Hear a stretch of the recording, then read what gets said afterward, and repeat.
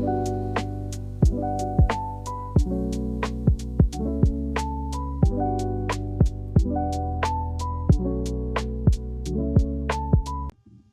everyone, welcome to my channel. My name is Mompaku D.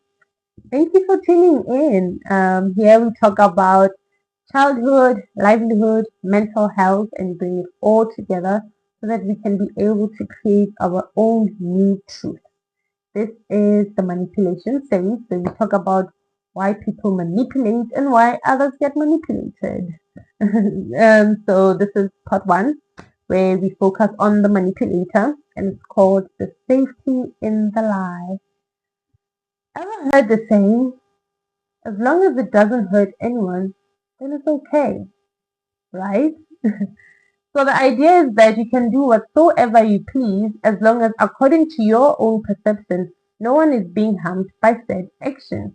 This idea somehow neglects the emotional and mental harm that actions can cause because so long as you don't see the harm, then everything is okay.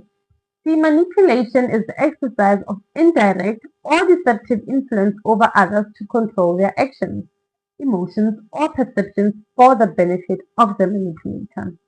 Meaning doing whatever is needed so that what you want can happen, thus exploiting others' vulnerabilities and emotions.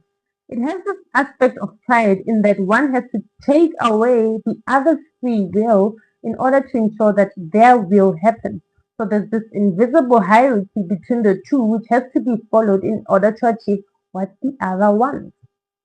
We were all born innocent, anticipating what the world has to offer, and over time, through different circumstances, we develop a framework of thinking that is able to give us a sense of safety. One's self-concept is so greatly dependent on their environment. So whatsoever issues or problems they can face, and trust me, no one's environment is perfect. A person learns how to cope or counteract their problems, thus seeking to take control. As we grow up, all those coping mechanisms that we had to have in order to attain safety within our mind is brought into our adulthood and everything we do is shaped by them. See, as humans, we have needs that need to be fulfilled, but sometimes, and most of the time really, we can't fulfill those needs by ourselves. We need others to help us in order to fulfill them. This is where love comes in. See, love is the act of giving to another person without the expectancy of receiving it back and without the expectancy of how they will receive your said love. In simple words, love has no control. So if you find yourself wanting to control how the other person acts or responds to your love, then you're no longer operating in love because love has no control. Now, obviously, as humans, we sometimes struggle to operate in perfect love. This is because of the fears and insecurities that we have within ourselves, which cause us to seek control because our mind always seeks stability. And so the mind will do anything to come to a place of safety. Now I want you to imagine an iceberg that is floating on the ocean. Then this sudden current comes and this water overcomes the iceberg and then but somehow the iceberg is able to emerge above the water over a certain time. So this iceberg represents our fears and our insecurities that we all carry. Life challenges, this is now the current, may temporarily submerge it, but unless those challenges are addressed, then the iceberg will resurface.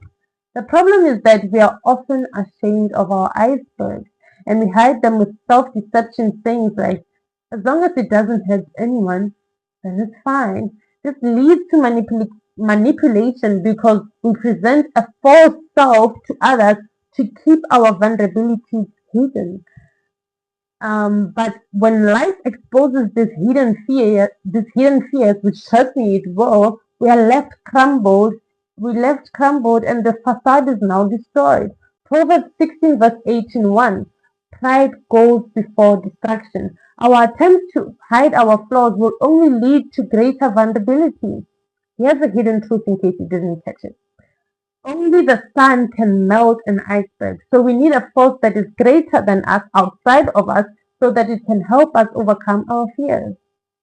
Manipulation is just a power play. We're essentially seeking to exert control over others, but it's a flawed strategy. We can't truly control others because we don't know the future. You see, Jesus critiques this mindset in Matthew chapter 3, verse 5, when it says, "And why worry about a speck in your friend's eye when you have a log in your own? How can you think of saying to your friend, 'Let me help you get rid of that speck in your eye,' when you can see past the log that is in your own eye? Hypocrite! First get rid of the log that is in your own eye, then you will see well enough to deal with the speck in your friend's eye." See, um, this verse highlights how we focus on others' flaws while ignoring our own. This is the hypocrite's shield, which allows us to justify manipulating others in the guise of we're just helping. But real help requires recognizing our own limitations and respecting others' autonomy. Interestingly, sometimes people get freed from their struggles, but they still cling on to their old fears, which perpetuates cycles of rebellion. The journey of the Israelites in Exodus and Numbers exemplifies this perfectly. God saved them from slavery, and yet at every point they rebelled because of the hardships that they would face. Then they would turn against God, but yet holding on to the hope of entering His promised land. So essentially, they wanted God's blessings but didn't want His lordship, trying to manipulate the very thing that can set them free. 2 Peter 2 verse 19 and 20 describes this as being slaves of corruption, despite knowing God and seeing His miracles. Then this verse continues to say the consequences of this is more dangerous than one who didn't know anything. See, true freedom requires surrender, letting go of pain and embracing transformation.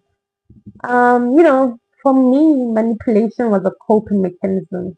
It was born from, my many insecurities. I felt like I wasn't enough. So, I tried to control how others saw me, presenting a perfect facade to gain their love and their validation. But this led to more anxiety and vulnerability.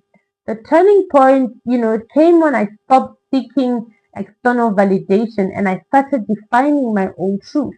I realized that forcing certain images is just exhausting and ultimately it will never fulfill you. Instead of focusing on building genuine relationships and being true to myself.